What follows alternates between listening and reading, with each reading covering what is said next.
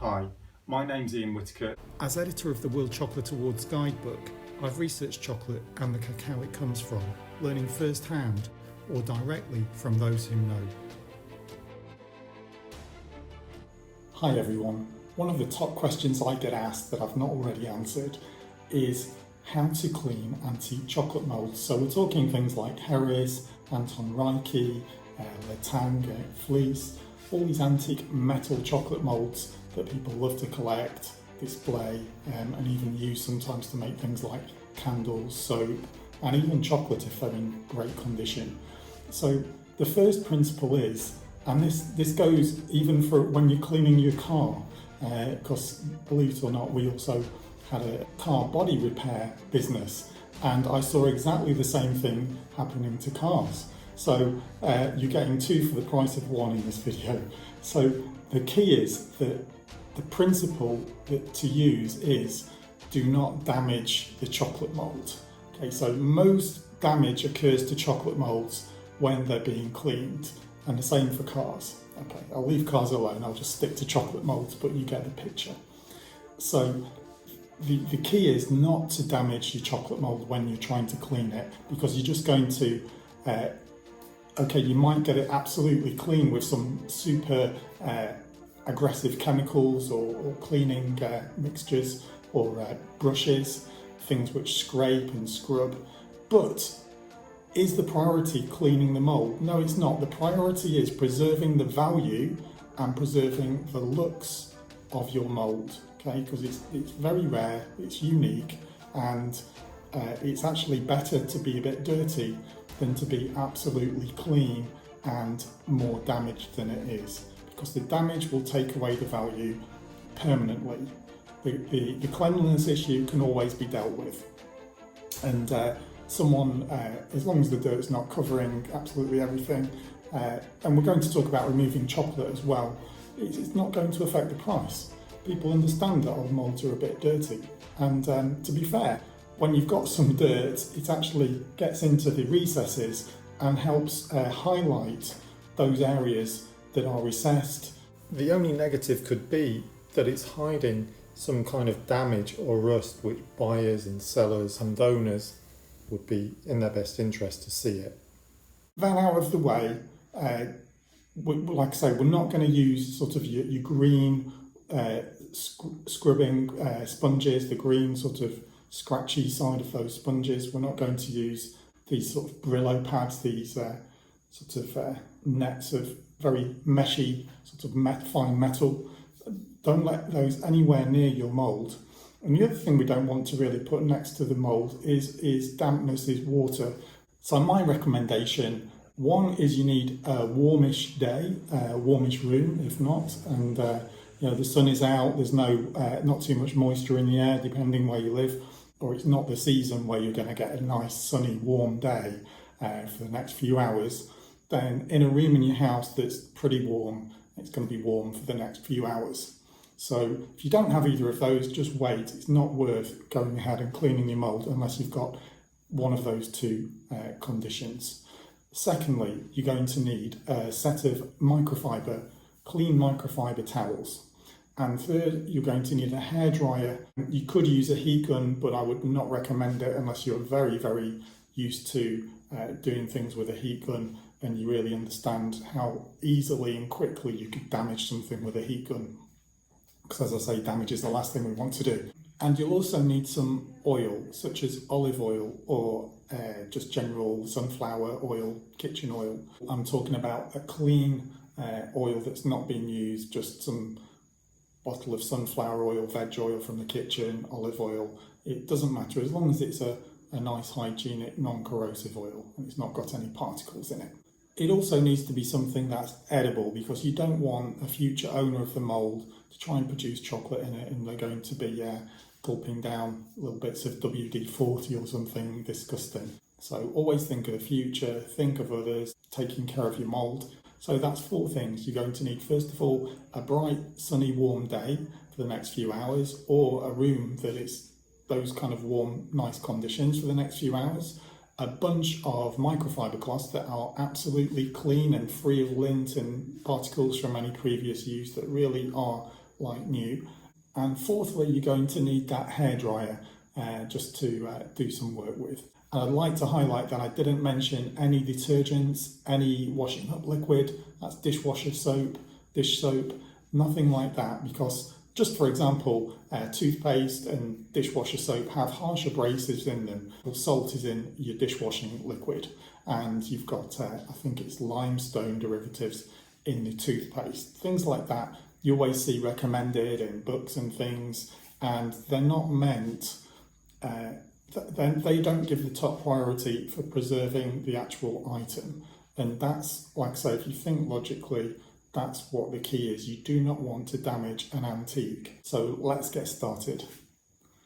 So step one is we're going to remove the surface particles. These are things which could possibly scratch the surface even more if we scrubbed or wiped or pressed down. So exactly the same as when you polish a car, and not many people do this, but to avoid damaging the surface, you do not apply pressure. So you're going to get the microfiber cloth, you're going to have it soaked in the oil, the clean vegetable oil, and you're going to just wipe from left to right, no circles, no moving around like that, just in a straight line, left to right, over and over again. Right to left is fine too, but we're not going to do circles and press down and be tempted to apply pressure to get more dirt off. Just let it be and just allow that to remove whatever it does.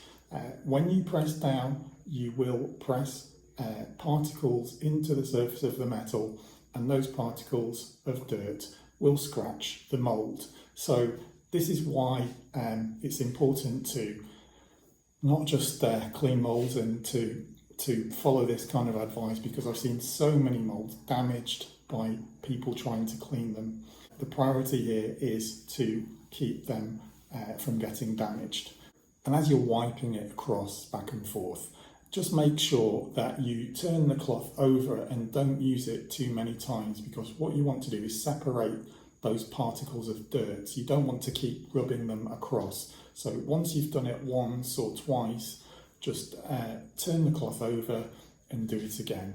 And then you can put that cloth aside, and if there's still a lot of dirt there, you can use a second cloth. This is why I say you need a bunch of cloths. You can always put them in the washer afterwards, but it's much better to use several cloths than keep dragging these bits of grit, bits of dirt, abrasive pieces over your mould surface. Especially inside a mould. If you think about it, on the inner side of the mould, it's made to be super shiny, super slippery, have no scratches, so the chocolate can be moulded and can come off that mould easily, first of all, and secondly, with no blemishes on the chocolate itself. So it's really designed to have a perfect finish on the inside, let alone the outside. So once you've wiped it enough, again, not pressing down, not applying pressure, and you're finding you're not really getting much stuff coming off that you can see on the surface of the cloth anymore, stop doing that, and you can then put it down somewhere that's not going to be sensitive to heat. So ideally it's going to be in the sun outside, so it can be anywhere, if you've got a tile surface, porch or something, just make sure the tiles aren't going to damage by using the hairdryer. Next, we're going to take the hairdryer and start to apply heat to the mould. So we're going to do this going backwards and forwards very slowly, like 1, 2, 3, 1, 2, 3. Start with about 10 to 12 inches away from the mould, which is resting on the ground. And put your hands next to it so you can feel the amount of heat that's being applied, because you don't want to, if it's too much for your hand to bear, it's going to scorch the mould. So we don't want to go crazy with the heat, but we want enough that we're going to melt any chocolate there. And it may not look like chocolate, but if there is any, it's going to melt. And if there's any cacao butter, it's going to melt.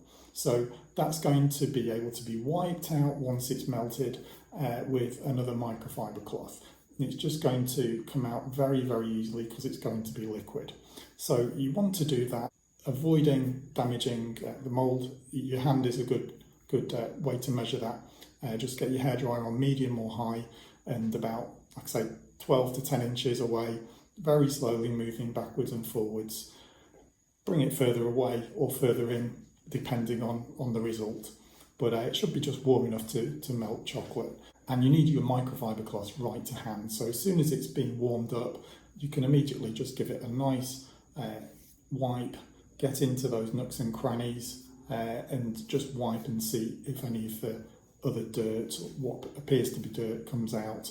Because there may be some bits where there's actually chocolate and dirt over it, so it doesn't look like chocolate, or the dirt has got into the chocolate, so it just doesn't look like chocolate there. So don't worry about the appearance.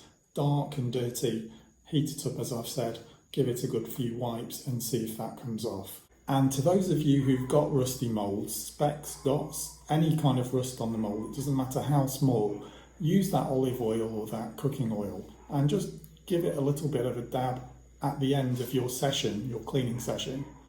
That will help to stop any more oxidation, because what you want to do is isolate that rust from the air and moisture which is in the air as well. So moisture and air equals oxidation. Just isolate it using a very, very small bit of oil. Just be careful when you're handling the moulds that you remember that they may have a bit of oil on, so you don't just get it on your clothes or something afterwards. That's really going to stop the rust from expanding and worsening the condition. It's going to protect your investment. And as I say, just a dab. You don't want oil dripping down, drizzling down your mould. Just enough to be sure that you've sealed in that rust. I just want to point out that I've not mentioned using water, hot water, cold water, because it's going to cause rust, and there's just no point putting water on. People don't think that it's going to happen because the surface is perfect. They can't see any very small sort of micro breaks in the surface. They think it's protected. It's not. That you cannot see any little fine breaks or pits where moisture can get in and start to cause rust. So it's just not worth going there. There's no reason to do it. Nobody uses or used water to clean metal, tin, antique chocolate moulds. We've got everything we need in those 4 items that we've just mentioned at the start of the video. So that's the process. The other thing people can do if they want to get one step more extreme, the normal process for cleaning a mould is, back then and now, a metal mould, is to mould chocolate in it. And you can mould that chocolate and it will stick to anything that's in the mould, and then it will come off when you take it out of the mould and take the chocolate out. There's always a chance that a little bit of chocolate will stick in there, and what they will do is just pour hot liquid chocolate in there and either rinse it out or, as I say, let it cool down, and then it will stick and pull it out with the larger chunk of chocolate. So that's always the ultimate way to do it. Obviously, if the mould is not clean at the start, then that chocolate is not for eating. But normally what happens in a chocolatier's circumstances is they're moulding with it, it's going to get stored somewhere clean, then they're going to mould it again. So their concern really is only that there's small amounts of chocolate stuck in some moulds occasionally. They just want to clean out the old chocolate. So I hope that helps you. If you've got any questions, write them below. I believe I've covered everything. Sorry to disappoint so many of you who want to scrub the moulds and use soap and use all kinds of things, including water. I'm not going to allow you to do that. Please always remember, the priority is not cleaning, the priority is to preserve and not damage your mould, your investment. Okay, well, I hope this has helped you, and thank you for asking this question to me. I've been meaning to get around to doing this video, and I hope you enjoy the other videos on this channel, which are all about cacao, the history, the natural history, the culture, and antique chocolate moulds as well.